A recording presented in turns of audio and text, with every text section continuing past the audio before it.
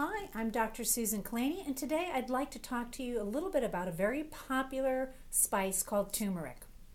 So, some in Western medicine may think and turn their noses up at the herbal therapies. They think that it's voodoo medicine. But try telling that to some of the herbalists and the healers from around the world who relied on nature's miracle cures for thousands of years. The Indian people call turmeric the spice of life. They've used it to treat everything from colds to sore joints for millennia. And modern science is finally beginning to understand why this herb is so revered. Thousands of studies have now proven its power to really help the body heal. And we're just beginning to understand its powerful anti-aging benefits. You see, the root of the turmeric plant contains a compound called curcumin. Curcumin is a potent antioxidant that fights what we consider the diseases of aging by reducing inflammation.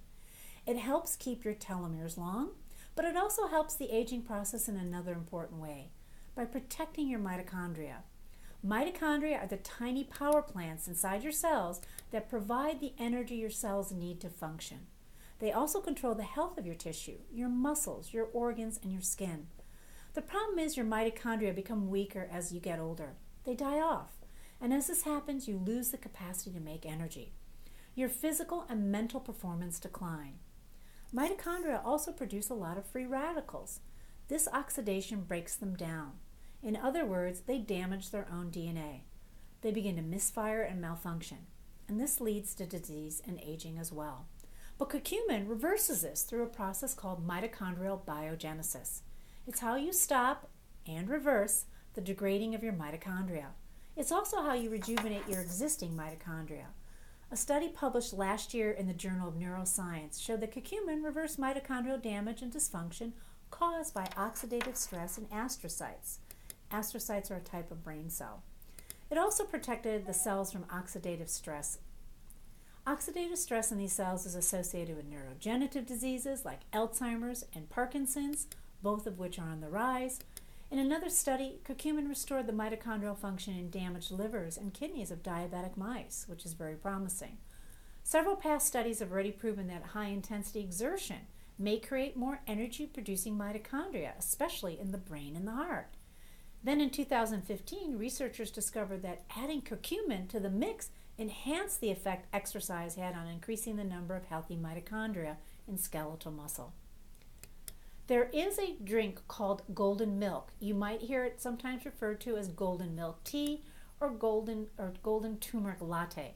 It's a pretty delicious way to enjoy the benefits of curcumin. And you can harness the power of curcumin by cooking with turmeric. I just grind up some of the roots and use it in everything from scrambled eggs to stir fry. But another great way to enjoy turmeric is by making the golden milk tea. This is a modern version of an ancient beverage. This classic Indian drink is nothing more than powdered turmeric dissolved in hot milk. This updated version adds a few extra ingredients that kick up the health benefits a bit. They also add incredible flavor.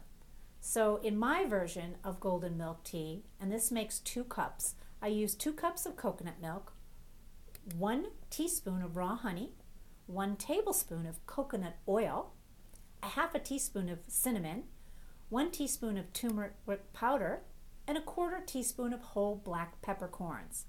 Blend them all together in a blender. Heat in a medium saucepan over medium heat until hot but not boiling. Top it off with a pinch of cinnamon and enjoy.